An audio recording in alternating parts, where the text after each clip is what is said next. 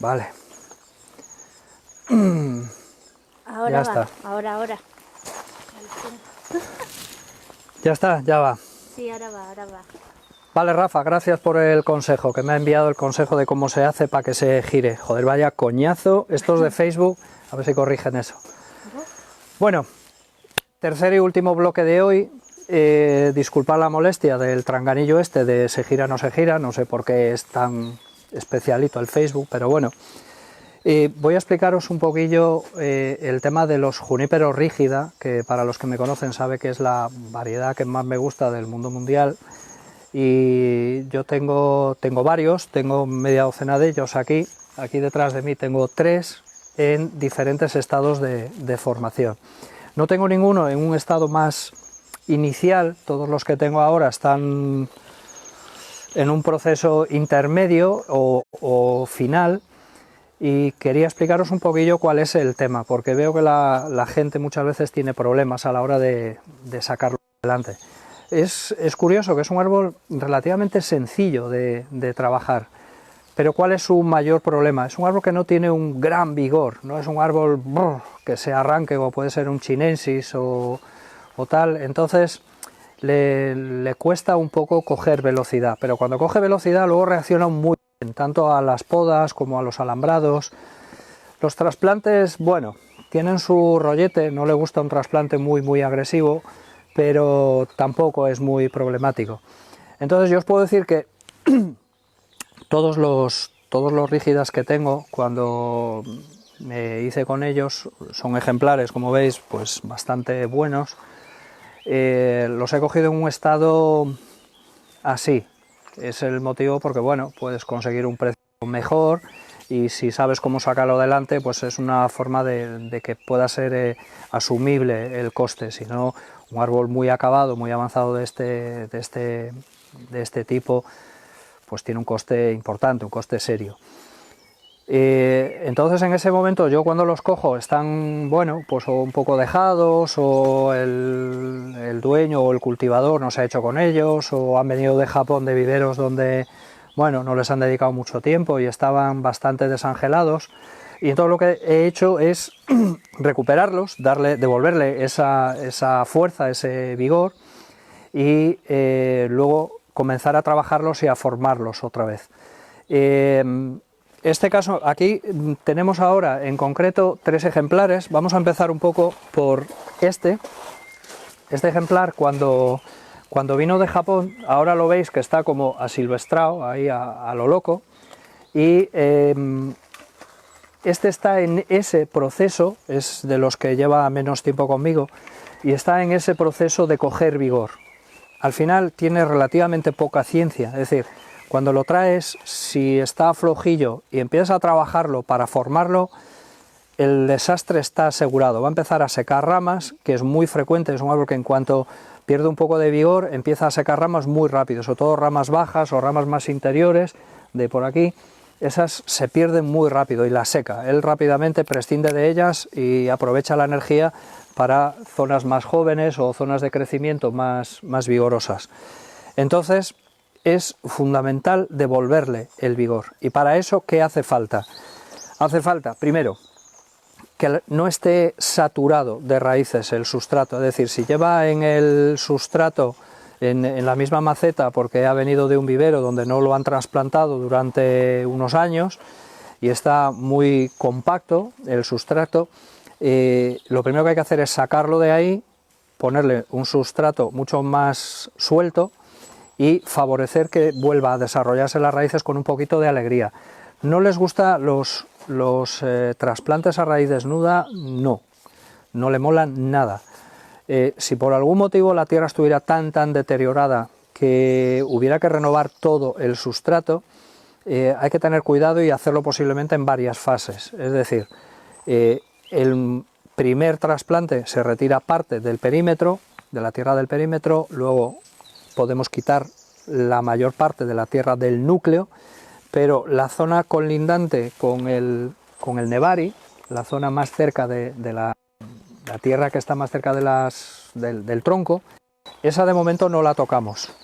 y de esa forma dejamos que se recupere. Y en el año siguiente, cuando se hace el siguiente trasplante, sin desmontar el núcleo de abajo, sí que podemos meternos en los laterales y retirar hasta una cierta altura parte de esa tierra que está deteriorada. Si hacéis un trasplante a raíz desnuda, si el árbol está vigoroso, posiblemente no tenga ningún problema, pero si está débil es fácil que se debilite más y acabes teniendo problemas. Luego, una vez que lo has trasplantado, lo que hay que hacer es alimentarlo bien, y ahí venía un poco a colación la tabla que hemos comentado antes de los productos que ayudan a que el crecimiento y el desarrollo sea más rápido. Este árbol ha tenido dos fases de trabajo. Una primera de recuperación, se puso como una bestia, estaba enorme, mucho más grande, y hace 2 años se retiró gran parte de la ramificación nueva porque necesitábamos ramificación interior que no tenía. Entonces tuvo un proceso de poda drástica, ese proceso que he comentado también en los pinos. No a ese nivel de meterse para adentro porque no es necesario, pero sí que tuvo una poda muy intensa. Y después de esa poda, ese año y este año pasado se ha dejado, como veis aquí, a lo loco, que tire un poco a su aire para que vuelva otra vez a tener ese vigor, con la diferencia de que ha brotado de toda la zona interior. Acércate, por favor. Como podéis ver, toda la zona interior tiene ramificación, con lo cual ahora sí que podremos construir los volúmenes con mejor criterio y teniendo verde interior. Luego vamos a ver en otro que está más avanzado cómo vamos solucionando un poco lo de construir los volúmenes. Ahora estaría para hacer el segundo trabajo, pero a mí no me gusta hacerlo a principio de primavera. Me gusta que en la primavera, me ha dado mejor resultado, que ahora en la primavera se le deje un poquito. Volvemos un poco a los temas de los climas. Cuando yo doy fechas, contar con mi clima, un sitio que haga más calor posiblemente se pueda hacer un poco antes, pero yo aquí el trabajo lo haría, dependiendo cómo vaya el tiempo, allá a principios de junio o una cosa así. A principios de junio sí haré una poda de estructuración otra vez y un alambrado para pasar a la siguiente fase, que es esta. Es decir, este árbol, cuando llegue el verano, quedará como veis este aquí. Esos mismos pasos que os he comentado en el de antes, se han hecho con este. Es un árbol que lleva un poco más de tiempo, entonces lleva cierta ventaja, lleva un par de añitos por delante. Y el año pasado se le hizo ese trabajo, esa poda, ese aclarado y el alambrado para formarlo. Y como veis, si aquí te puedes acercar también y lo vemos, tenéis la ramificación alambrada, veis que hay brotes en el interior por todas partes, ¿vale? Ese proceso es el que hace que mantengamos el verde en el interior y no nos quedemos sin verde dentro, que es fundamental, que los volúmenes tengan verde hasta el interior. Entonces, ahora este todavía no está para pinzar, es decir, vamos a volver a dejarlo hasta entrada bien la primavera, a principios de verano, y volveremos a hacerle otro aclarado para quitar todos los brotes que no necesita, pero lo que ya no vamos a hacer es esa poda tan intensa porque no la necesita. Este está en fase de densificar, ya se ha construido la estructura de las ramas, ahí la veis, toda la estructura está construida, y ahora lo que vamos a hacer es densificarlo, y para ello habría que pinzarlo. Estos sí hay que pinzarlos, pero todavía no. Vamos a esperar a que coja un poquito más de vigor todavía, y este año vamos a hacer una poda ya mucho más leve, muchísimo más suave, para volver a generar brotes nuevos, porque necesitamos brotes nuevos. Si nosotros pinzamos, vamos a ver aquí, acércate por favor, bien, aquí como veis, este brote por ejemplo, vamos a imaginar este, no sé si podéis verlo bien, si yo pinzase aquí los finales, lo que voy a conseguir es estimular estos brotes aquí finales, pero no voy a conseguir mayor brotación ahí en esa zona. Entonces, en este momento sí necesito esa brotación interior. ¿Qué voy a hacer? Voy a dejar que crezca hasta ese momento y a partir de ese momento voy a podar aquí atrás y posiblemente despuntar esos de ahí, dependiendo del vigor que tenga, porque veo que este tiene algo más de vigor que este. Si este tuviera mucho más vigor que este y este no arrancara con demasiada energía, estos dos con menos vigor no se tocarían, ese se le haría una pequeña poda, este se eliminaría completo, que es el más potente, el terminal, y entonces sí conseguiría nuevas yemas en esta zona, nuevos brotes en esa zona, que son los que necesito. De esa forma lo que voy haciendo es siempre llenando el árbol por el interior. En el exterior nacen solos. Si yo pinzase todas esas yemas que están ahí ahora, todos esos brotes que veis ahí que están incipientes, si yo los pinzara, lo que voy a conseguir es brotación en el final de la rama. Y yo en este momento no es eso lo que quiero, eso después, más adelante. Y ahí es otra fase, es la fase en la que está este otro de aquí. Este otro aquí que está mucho más avanzado, lo que sí necesito, desde ahí. Lo que sí necesito es simplemente llenarlo de verde. Todas las estructuras están ya terminadas, todos los volúmenes están formados y lo que necesito ahora es mayor densidad de verde. Pero mayor densidad de verde no quiere decir que lo pongamos tupido, que no entre el sol. Tampoco es eso, sino que necesitamos que el verde esté en todas partes, que todo el volumen tenga el verde de forma homogénea repartida de adelante a atrás y en todo el ancho de la rama. Y para eso no solo hay que pinzarlo y hay que aclarar, porque va a haber zonas donde la densidad de yemas sea excesiva y sitios donde todavía necesitamos más. Aclaramos las zonas más densas y vamos haciendo que sea homogéneo, y ahí sí vamos a trabajar con el pinzado. Lógicamente, tira un poquito para atrás, por favor. Lógicamente, los procesos de abonado de aquel, de este y de ese son bastante diferentes, tanto en frecuencia como en el tipo de abono que vamos a utilizar. Cantidad, tipo y frecuencia. Hay que ajustarlo. Aquel necesita más chicha, de esto ya hemos hablado en otra ocasión y hoy también lo hemos comentado. Aquel hay que darle más caña porque tiene que venirse arriba todavía, necesitamos una brotación intensa. Este está en un punto intermedio, de hecho este está en la fase quizá un poquito más complicada porque hay que procurar que no se desmadre, pero que no tenga tanto vigor que nos aflojen los brotes interiores. Aquí hay que controlar un poquito más. Aquel, aunque lo dejes un pelín a su aire, no pasa nada. Pero este sí hay que controlar más. Y por supuesto ese. El abonado de ese tiene que ser muchísimo más suave, equilibrado y requiere estar un poquito más encima de él. Así que si ahora tenéis preguntas...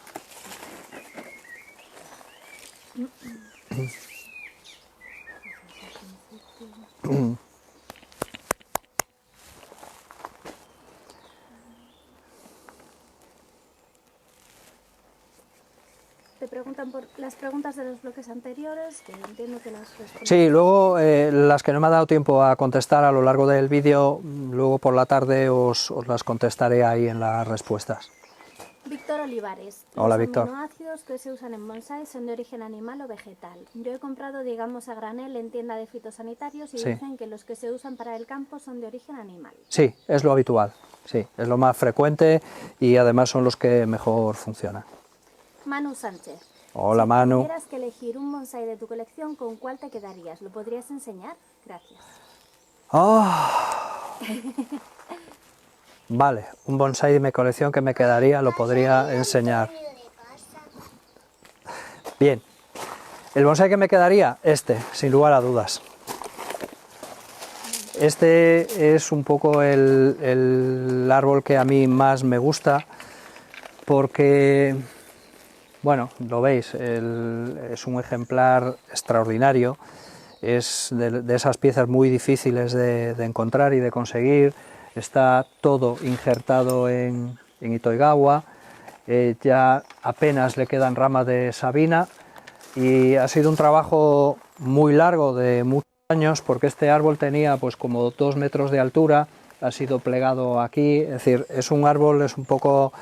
hice con él lo que yo quería, ha pagado también la consecuencia de mis errores a lo largo de los años, pero bueno, yo creo que va a ser un árbol realmente espectacular, de esos que es difícil ver.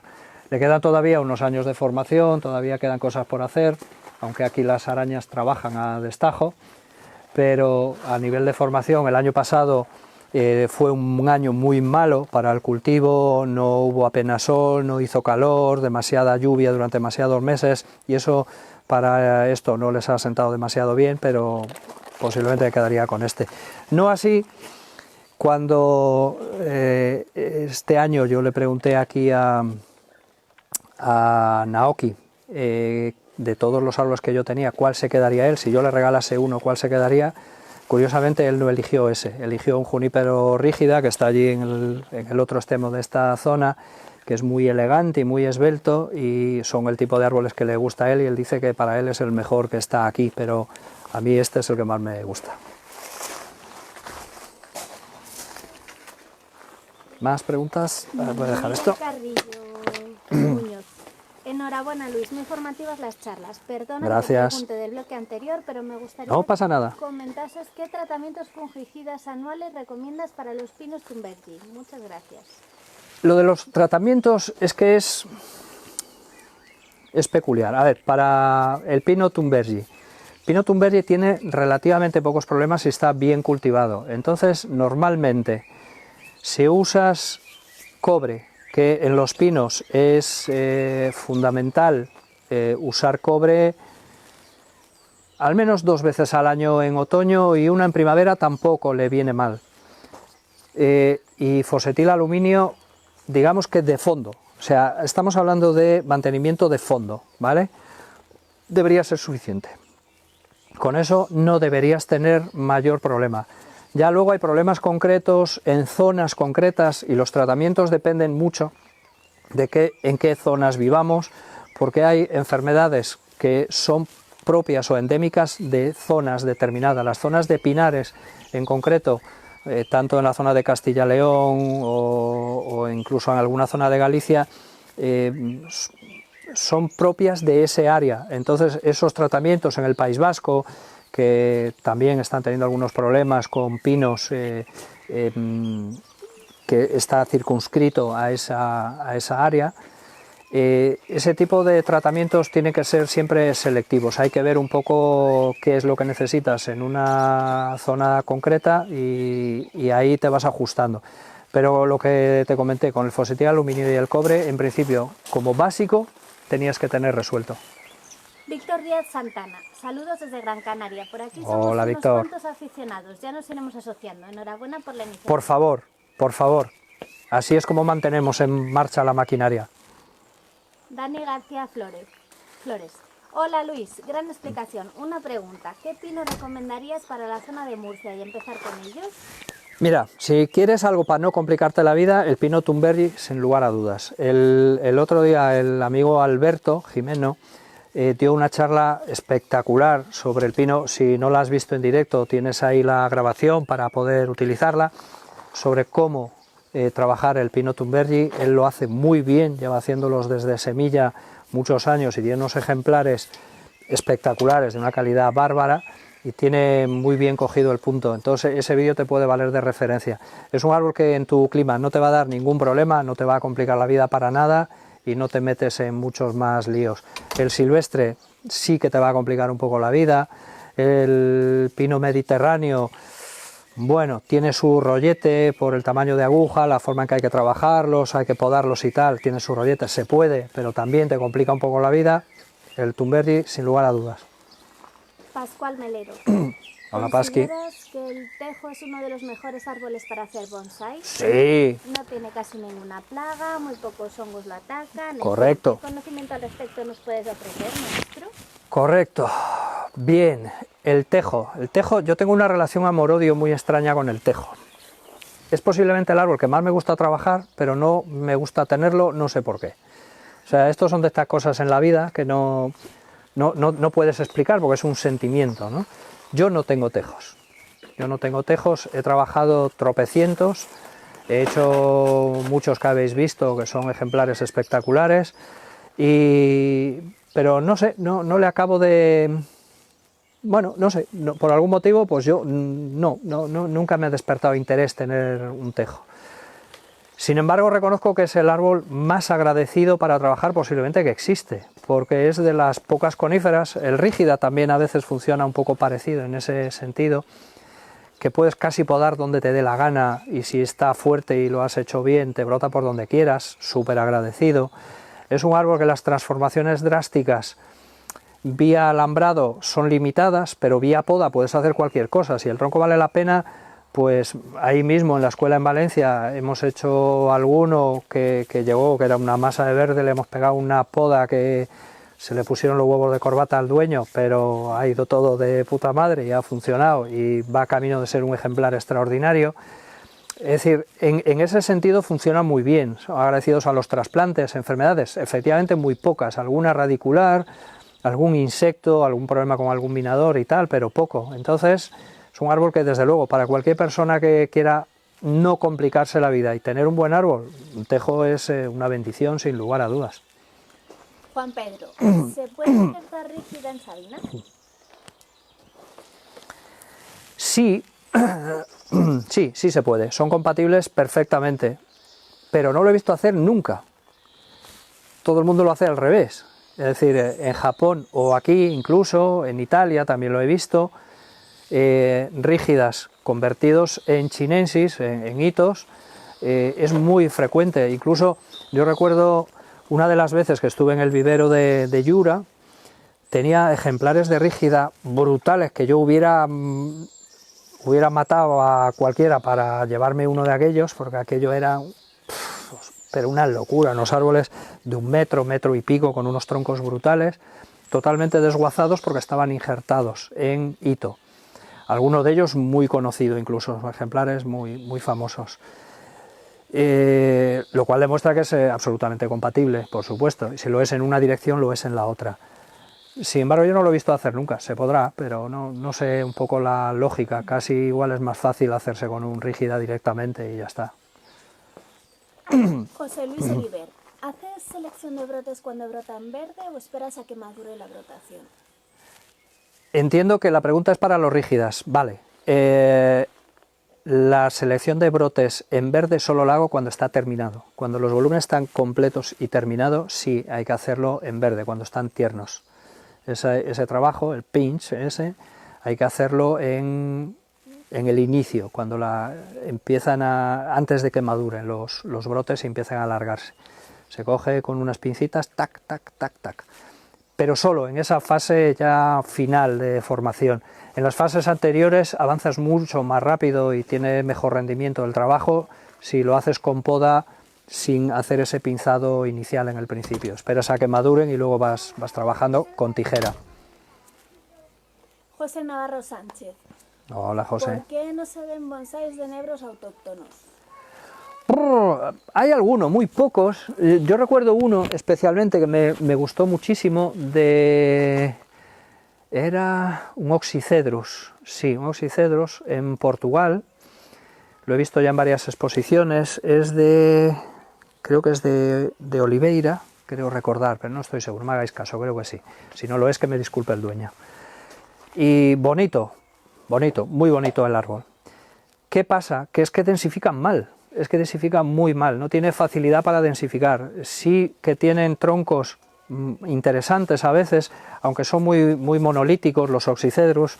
Sin embargo, el Comunis, por ejemplo, yo tengo el Comunis nacional, es un árbol, no hay Comunis muy importantes. Yo tengo un Comunis ahí en el jardín, que es del norte de Europa, es una bestia, es un árbol que tiene 1 metro y pico de altura por casi 2 de ancho, y el tronco pues es casi como yo aquí en la cintura, es una bestia parda, pero no se dan aquí en España. El Comunis sí es fácil de formar y densifica muy bien. Lo que pasa que es problemático porque bueno, tiene una serie de problemas de enfermedades endémicas de él que dan bastante la lata. Yo de hecho lo tengo ahí injertado en Itoigawa y me he quitado porque he tenido varios y sí que han sido problemáticos. La experiencia no ha sido muy buena, no es un árbol fácil de mantener, aunque densifica. Sin embargo, el Oxycedrus, el problema es que no densifica ni para Dios, da una sensación siempre de estar clareado, ralo, siempre parece que está a la mitad, pero hay troncos espectaculares. Yo, si encontrara un tronco bueno de un Oxycedrus, yo lo injertaría en Itoigawa seguramente. Rafael Torres. Hola, Buena Rafi. explicación. ¿Qué sustrato utilizas en cada estado, igual que en el pino? Entiendo en Galicia, claro. No. El sustrato diferente. ¿Por qué? Porque al rígida le gusta más el agua que a las metasecuoyas. Es brutal cómo les mola el agua. Entonces no puedes usar un sustrato tan drenante como deberías utilizar para un pino, que le gusta que no se encharque el suelo lo más mínimo a ser posible, que vaya sueltito. El rígida no. El rígida, si le pones el mismo sustrato que le pones a un pino, si el pino lo riegas una vez al día, el rígida vas a tener que regarlo 3 o 4.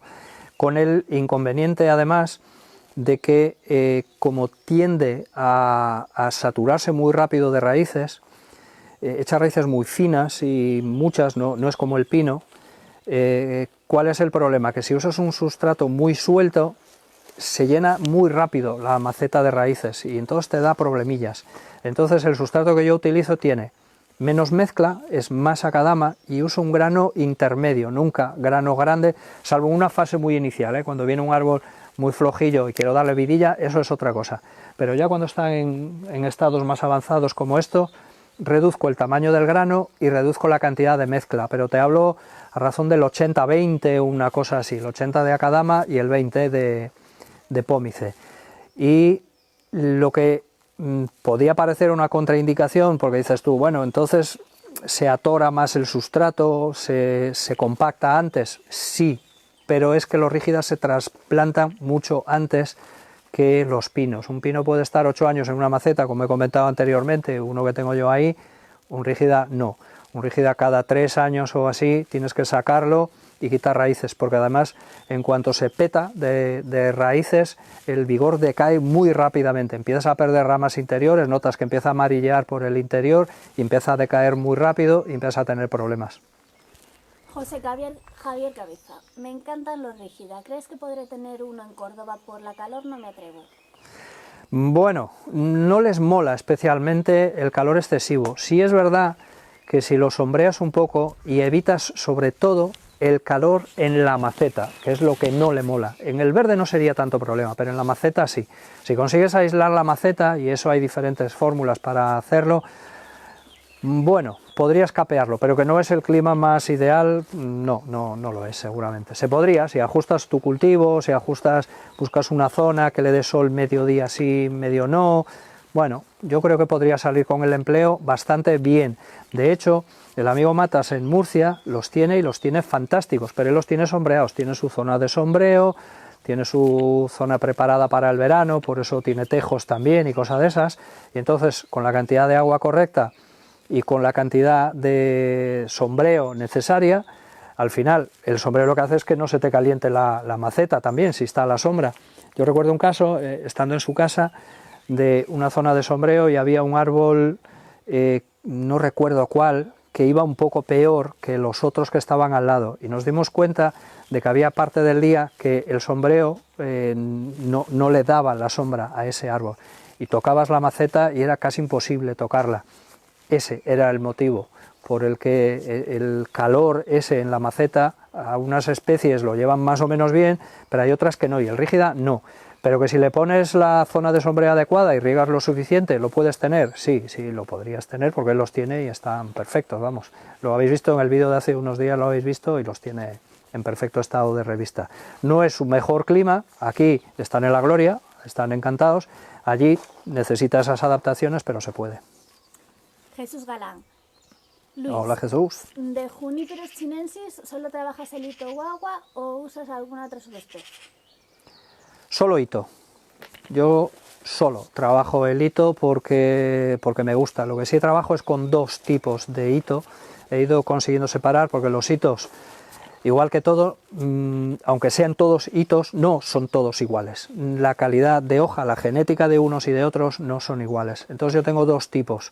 Uno con la hoja más pequeña, más compacta, y otro con la hoja un poco más grande para árboles más grandes. No me gusta especialmente que un árbol grande tenga una hoja súper pequeña y súper compacta.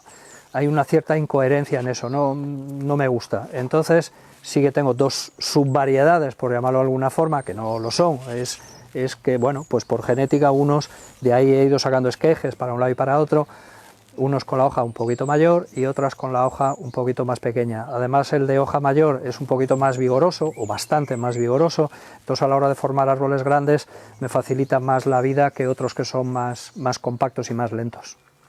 Rubén Fogg. Hola Rubén. ¿Los volúmenes los consigues levantando brotes interiores o superponiendo ramas a distinto nivel? Ups, depende. A veces una cosa y a veces la otra. Eso ya te metes en temas de diseño un poco más complejos y de disponibilidad. Es decir, levanta los brotes interiores si los tienes. Si no los tienes, una de dos. O los generas o utilizas otra rama que puedas sobreponer.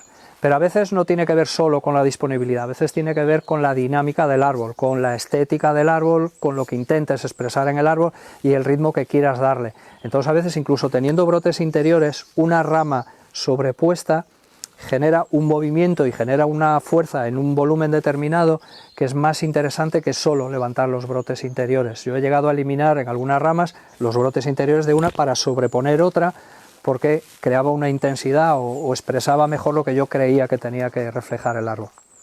Carlos Camerucci te dice que clarísima la explicación.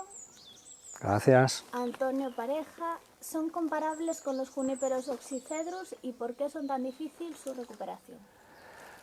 No, no son comparables, son especies diferentes, pertenecen a la misma familia, pero no son comparables porque el oxycedrus no se compacta bien.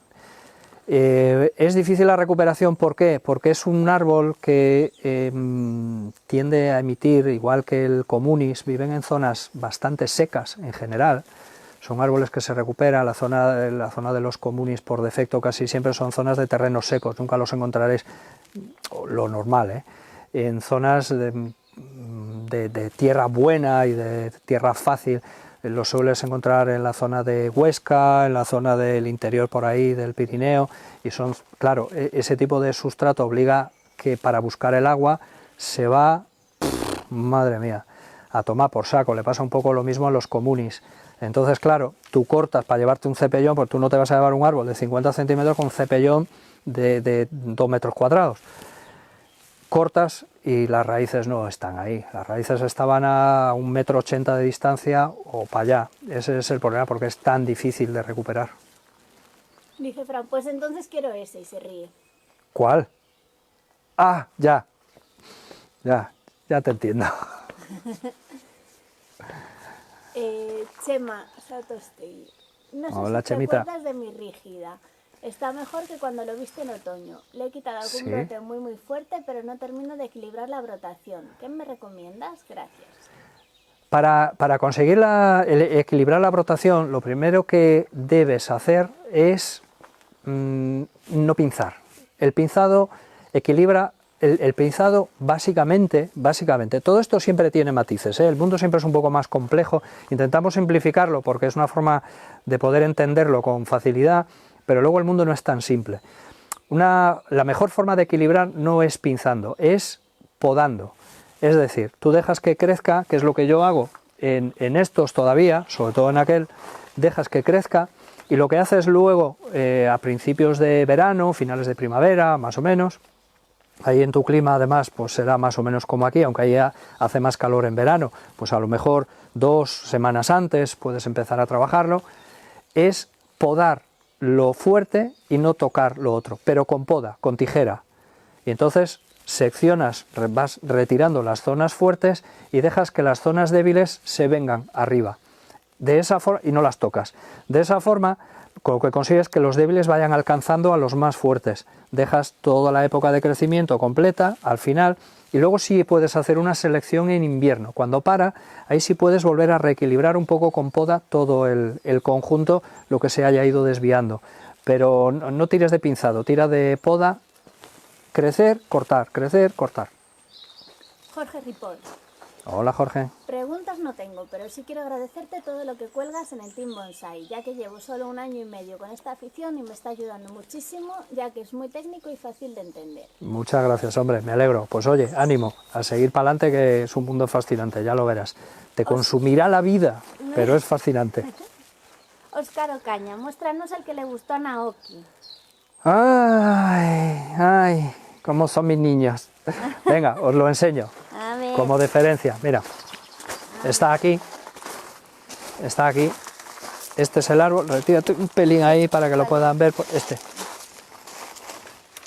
Este árbol, lo habéis visto posiblemente en alguna foto mía de Facebook o de Instagram. Él es el árbol que más le gusta, dice que es uno de los árboles más elegantes que ha visto, con lo cual yo le creo y además estoy encantado de que sea mío. Para mí es un árbol que me gusta, evidentemente, si no, no estaría aquí conmigo, pues yo no tengo una colección amplísima como para tener árboles por tener. Y como mi tiempo para cuidarlos también es muy limitado, no siempre los puedo tener como yo quisiera porque no alcanzo, lo compré porque me gusta, es un árbol que me gusta mucho. Es muy, muy elegante y eso para él es fundamental. Naoki es una persona que todo su criterio está basado en la elegancia.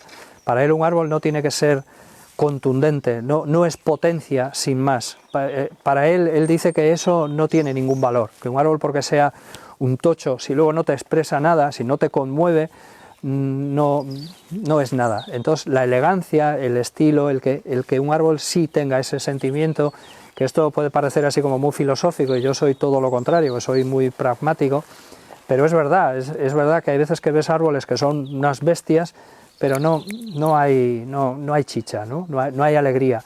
Sin embargo, él dice que este es uno de los árboles más elegantes que conoce, con lo cual yo estoy muy orgulloso de que así sea y esté conmigo el árbol. ¿Bueno, para allí? Sí. A ver, buenos días, Luis. En tu opinión, ¿por qué el rígida es mucho menos popular entre los aficionados, tanto en Japón como en Europa? ¿Por qué pinchan tal vez? ¿Por qué pinchan tal vez? ¿Cómo te defiendes de ello? ¿Con guantes? Bien, ¿es porque pincha? Sí, es un coñazo cuando metes. Es verdad que cuando llevas trabajado mucho, yo no utilizo guantes y no noto los pinchazos.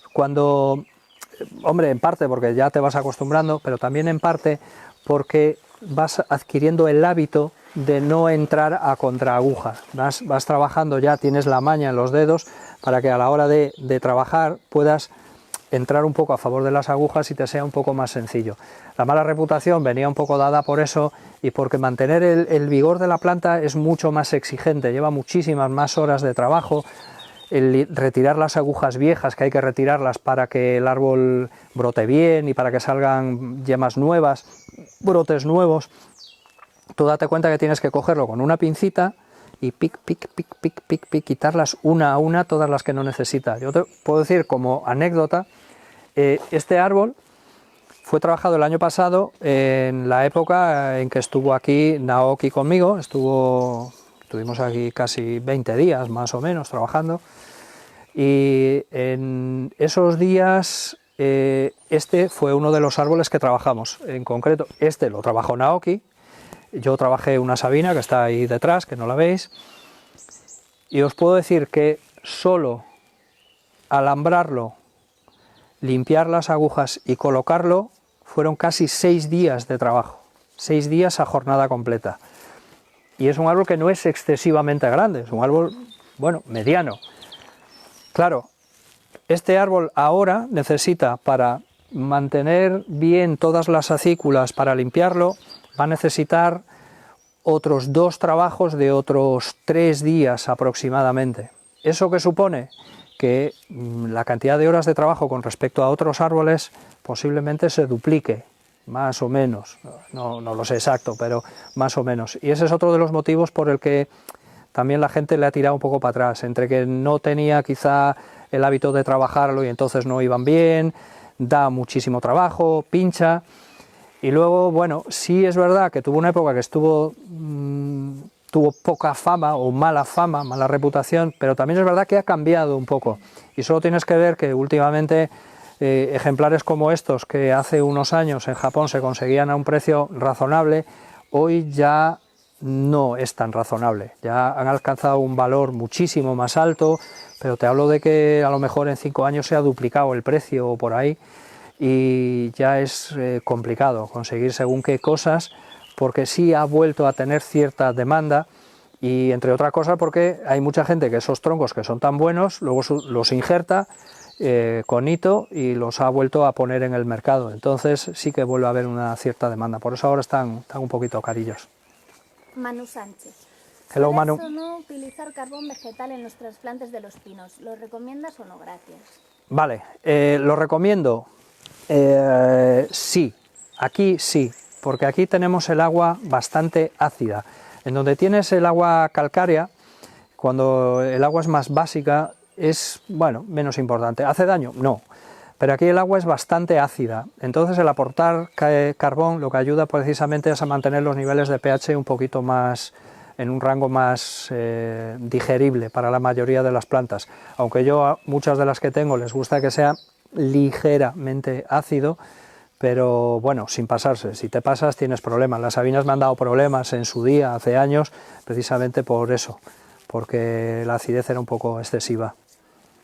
Tony Canals. Hola Luis. Hola, a la Tony. hora de aplicar aportes líquidos, ¿es aconsejable que el sustrato esté seco, entre comillas, o deben estar mojadas las raíces? No sé si me he explicado. Perfectamente, te he entendido. Yo riego primero, espero media hora y después abono. Nunca abono con el sustrato seco. Cuando hablamos de abonado líquido, entiendo, en el sustrato. ¿Por qué? Porque no puedes controlar bien la dispersión ni las concentraciones que generas en qué zonas de la planta. Entonces, date cuenta que los abonos líquidos pues funcionan en base a una concentración y puedes tener mucho abono. No me refiero a que se concentre, la cantidad es la que es decir, tú llevas una cantidad de partes por millón en función de la disolución que has hecho, eso no varía. Lo que sí varía es que se te va a concentrar abono en ciertas partes de la maceta donde drena mejor y se acumula, pero las zonas que están secas, esas no ven el abono nunca. Entonces eso favorece que se descompense un poquito la planta, porque pueda tener siempre más abonado en ciertas zonas donde entra mejor el agua y en otras no. Entonces, ¿qué hago para evitar eso? Primero riego, espero media hora a que drene un poco todo el agua, y con el sustrato bien mojado, habiendo regado bien, cuando abonas se reparte mejor el abono por toda la maceta y te aseguras de que sea un poco más homogéneo y evitar un poco esas concentraciones en puntos sí, puntos no y esas cosas. Antoine Taxus. Hello, Antoine. Para los pinos, ¿el cobre y el fossetila juntos, foliar o al suelo? Separados y foliar. Y el único, a ver, si usas el fossetili, ¿era? Eran el cobre y el fossetil. Ah, el cobre y el fossetil, correcto, vale, es lo que había entendido, perdón. Bien, el cobre, si usas el cobre de toda la vida, el de azul, ese que se viene en polvo, en grano, o en piedras o como queráis, eso no se mezcla con nada, no conviene mezclarlo con nada, ese solo. Pero si usas los nuevos que yo estoy utilizando ahora, sistémicos, que vienen líquidos, que son transparentes, ya no manchan y no te dejan todo guarreado, ese sí puedes mezclarlo, esos sí vienen preparados para ser mezclados. De todas formas, yo suelo separarlos, y los suelo separar porque lo que hago es que así aplico dos tratamientos, es decir, lo que no limpia uno, si hay alguna resistencia y vuelve a prosperar en los próximos 30 días más o menos, al aplicar el otro, pues creo que abarcas un poquito más lo que es la aparición de la segunda generación de los que hayan sobrevivido a la primera. Daniel Moreno. Hola, Buenos Dani. días, Luis. ¿Podría recomendar algún libro para los principiantes? Un saludo y gracias. Un libro para los principiantes, mamma mía, hace que yo no veo libros para principiantes. El problema es que los libros que conozco de generalistas no son especialmente buenos, casi ninguno. El problema es que esto es tan amplio, lo vais viendo un poco en los vídeos de todos estos días, es tan amplio que encontrar un libro que lo explique todo, no haría falta un libro, haría falta la Biblia, eso es muchísima información. Entonces uno generalista no conozco ninguno que sea especialmente bueno. Hay alguno de hace algunos años, el de, creo recordar que era el de Dan Barton, no era malo. Bueno, estaba bastante bien, pese a que hay cosas que se han actualizado, con el tiempo han mejorado, pero no era malo. Pero sí, ya de temas concretos sí que hay, modernos de temas concretos ya buenos sí que los encuentras, generalistas no tanto, es más complicado. Bernardino Pérez, ¿piensas que los rígidas irían bien en Andalucía? Van, hay que ajustar, lo he comentado antes, luego si le pegas un repaso al vídeo ahí lo comento, pero conozco gente que los tiene, en concreto en Murcia, y sin problema, pero ajustando cosas a sus características. Francisco Javier Ortiz, ¿qué tal los rígidas en Soin? Tu criterio, siempre lo he visto más vistosos como lo que tienes. Un saludo. ¿Cómo? Repíteme la pregunta, por favor. ¿Qué tal los rígidas en Soin? Genial, genial. Lo que pasa es que aquí no suelen verse, no llegan. No he visto mucho material, algo, pero poca cosa de Soin en rígida. No hay mucho de importación, ya que todo este material es de importación. Entonces no está muy difundido, pero son preciosos. Yo allí los ves en Japón, espectaculares, una pasada. Muy bien. Santos Mota, antes decías que todos los rígida que tienes son de Japón. ¿Por qué no Sí. es apropiado el de aquí exactamente? ¿Alguna vez has intentado formar alguno de estos? Sí que lo he intentado, pero lo he explicado antes. Luego pégale un repasillo al vídeo, porfa, y lo ves que ya lo he explicado ahí. Jorge Palacios, saludos desde Guatemala. Me he despertado muy temprano para verte. Gracias, hombre. Saludos a los amigos de Guatemala. ¿Cómo puedo engrosar un tumberki? Plantándolo en el campo y abonándolo bien. A ver, no tiene más ciencia. Tú lo plantas en el campo, en maceta, lógicamente, si quieres engordarlo mucho, en el suelo. Si quieres una cosa intermedia, en maceta. Necesita volumen de tierra al final y crecer a lo alto. Los árboles engordan porque crecen a lo alto, engordan para sostenerse. Por eso no hay árboles de 6 metros de este calibre. Al principio puede ser alguna especie, un eucalipto puede tener 6 metros y ser de ese calibre, pero luego, a medida que va aumentando el tamaño de la copa, él engorda, porque necesitan esa masa, ese volumen para sostenerse. Entonces, si no dejamos que crezca en altura, difícilmente va a engordar. Lo que genera el engorde se produce precisamente en las puntas de las ramas, y si no dejas que las puntas de las ramas crezcan a lo loco, no engorda. Entonces, ese proceso de dejar crecer, cortar, ese es fundamental. Luis Miguel García, en los tumberkis Hola, Luis cuando Miguel. hay que limpiar las acículas y seleccionar brotes para mantener acículas cortas. Eso yo te remitiría al vídeo que hizo Alberto Jimeno hace unos días sobre el tema de los pinos tumberi. Lo explica muy bien porque ese proceso va variando en diferentes fases de formación. Y como él te lo ha explicado ahí, fantástico, te pediría que le echaras un vistacillo porque ahí lo tienes todo muy detallado, muy bien explicado.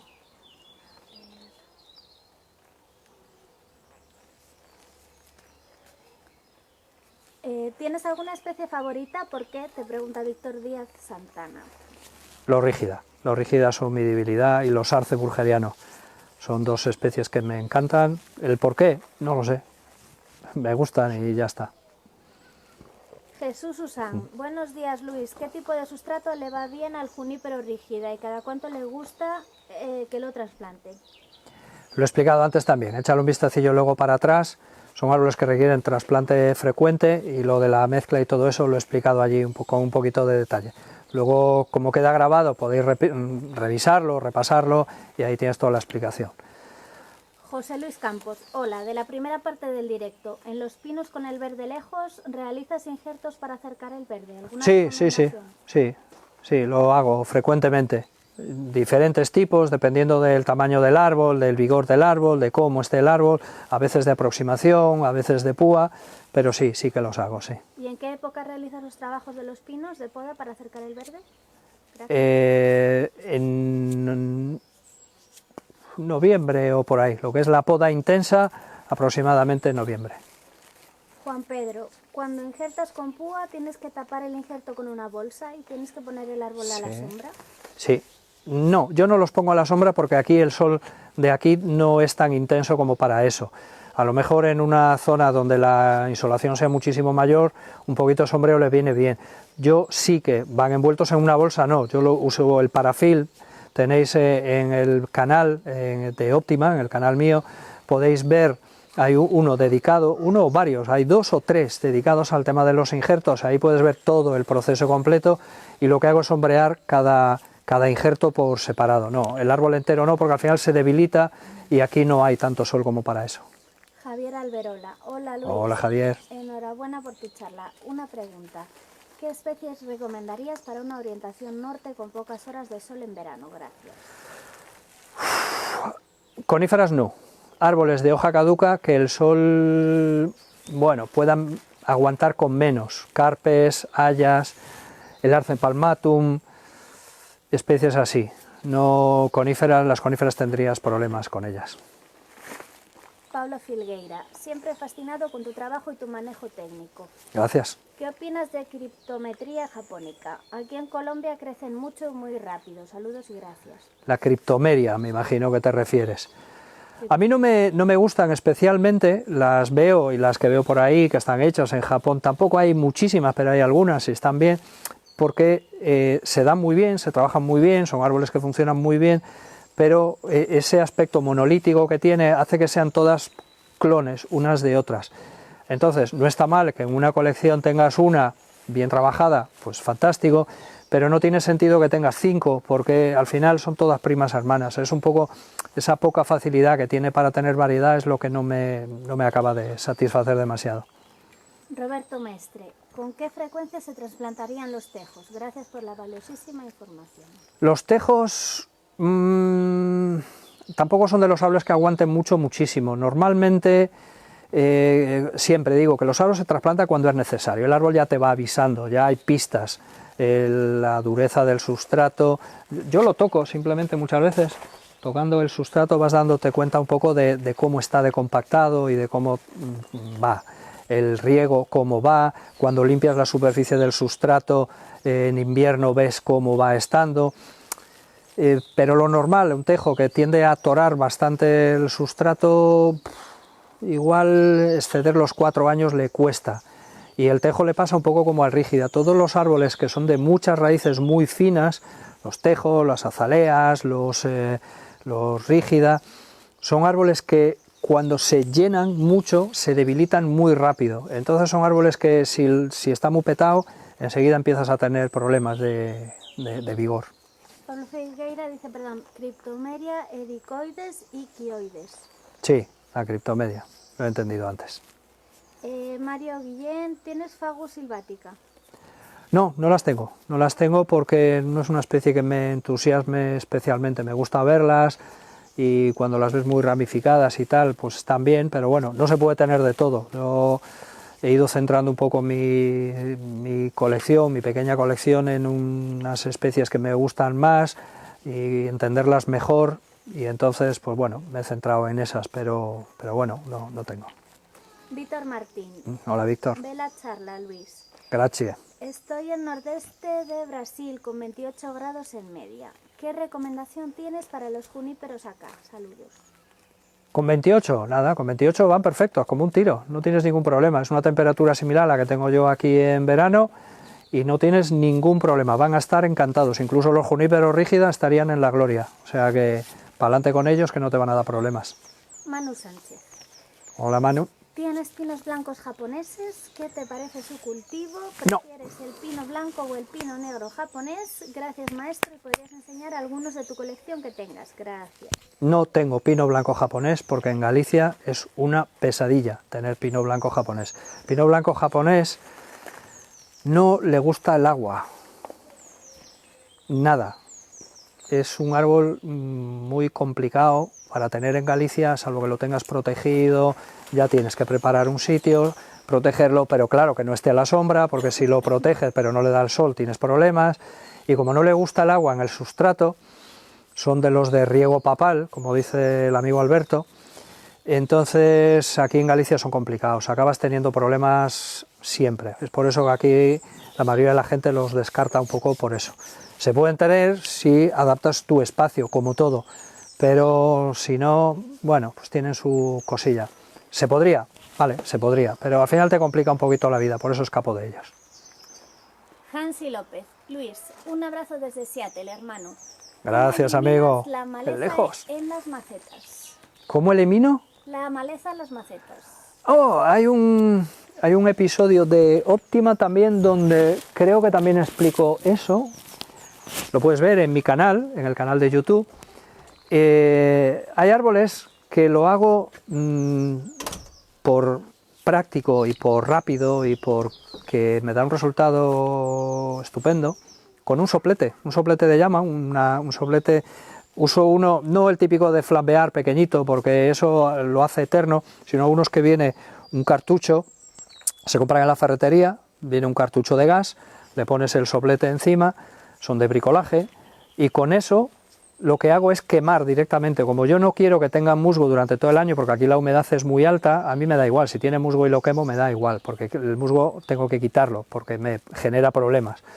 Entonces lo que hago es que lo quemo, según van saliendo los quemo, y cuando los has quemado varias veces van perdiendo vigor y llega un momento en que apenas te salen malas hierbas. Hombre, si tienes 2 o 3 se quitan a mano, pero si no lo hago con eso, con un soplete. Laro Guti, opinión sobre tanukis. Guay, a mí me gustan mucho, a mí me parece una obra muy creativa los tanukis, porque es una forma de aprovechar material y porque si lo haces bien es muy satisfactorio, es esa sensación como cuando haces un árbol partiendo de cero, de semilla, ese gusto por la creación partiendo de nada, de una madera seca, muerta, y desarrollar todo el trabajo y que ese trabajo quede bonito y que quede creíble y que sea hecho desde cero hasta el final, pues a mí me parece muy interesante, es un trabajo que me gusta mucho. Pablo San James, ¿podrías plantearte hacer una clase como la de hoy sobre los arces? Gracias.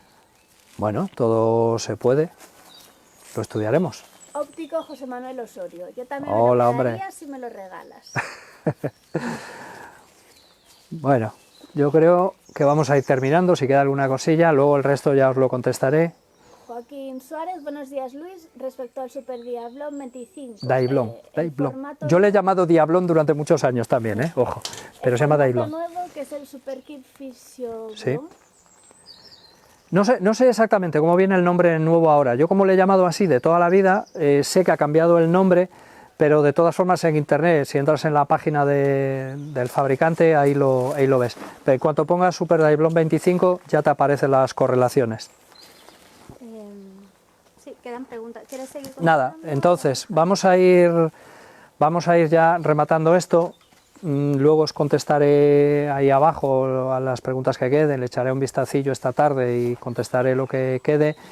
Ha sido un placer compartir un poco la mañana con vosotros. Os animo a que estas iniciativas que está realizando la Asociación del Bonsai Español, ABE, se mantienen gracias al enorme interés y al enorme esfuerzo que ponen todas las personas que han ido saliendo aquí durante todos estos días, que de forma totalmente desinteresada, precisamente para contribuir a esa labor de difusión del bonsái en este momento que es tan complicado, en que la gente no puede salir a hacer árboles con sus amigos y esas cosas, complementar esa afición y que no decaiga, es de agradecer. Todos ellos han dejado de hacer sus cosas para estar aquí y acompañaros, y sé que estarán ahí detrás viéndolo y compartiéndolo también con vosotros, incluso cuando no salen ellos. Ese esfuerzo, que es muy de agradecer en toda esa gente, es iniciativa de ABE, que lo que pretende, como siempre, es difundir el bonsái a todos los niveles que sea posible. Tiene un montón de actividades que también promueve en exposiciones, en eventos, no solo la exposición, que podría ser un poco el núcleo de cómo está montado casi todas las asociaciones de este tipo, donde la asociación es un poco, la exposición es el eje de lo que es la actividad social. Pero es verdad que ABE también tiene muchas participaciones y muchas colaboraciones en todas las exposiciones que es posible, contribuye con sus premios, contribuye difundiendo toda una cantidad de actividades en diferentes ámbitos, tiene otras cosas que os ofrece, una suscripción con vuestra inscripción, tenéis una suscripción a la revista también, a Bonsai Pasión. Tenéis una serie de tiendas que os ofrecen unas mejoras por ser socios. Tenéis también ventajas si sois grupos de socios para para conseguir unos precios un poquito mejores cuando queréis que un maestro de los de la asociación haga talleres con vosotros. Es decir, tenéis toda una cantidad de ventajas y sobre todo podemos todos con nuestra suscripción ir contribuyendo a que la asociación pueda cada vez tener más actividades que engloben más cosas. La exposición de AVE, los que habéis ido sabéis que ha sido espectacular, que ha tenido una cantidad enorme de actividades que fueron totalmente gratuitas para todos los que pudieron asistir. Había charlas, había demostraciones, hubo conferencias de todo tipo. Todo ese tipo de actividades al final salen de nuestra participación, de nuestras cuotas, de los que somos socios y que contribuimos a ello. Así que si echáis una manita, al final siempre revertirá en vosotros el beneficio de vuestra cuota, y así que os animo siempre a que os asociéis y para que ellos también continúen promoviendo estas actividades que, como veis, pues mira, nos han alegrado un poquillo estos días. Así que nada, nos iremos viendo y si hay ocasión, pues si algún día más me toca y me requieren, pues por aquí estaremos. Nos vemos. Gracias y hasta siempre.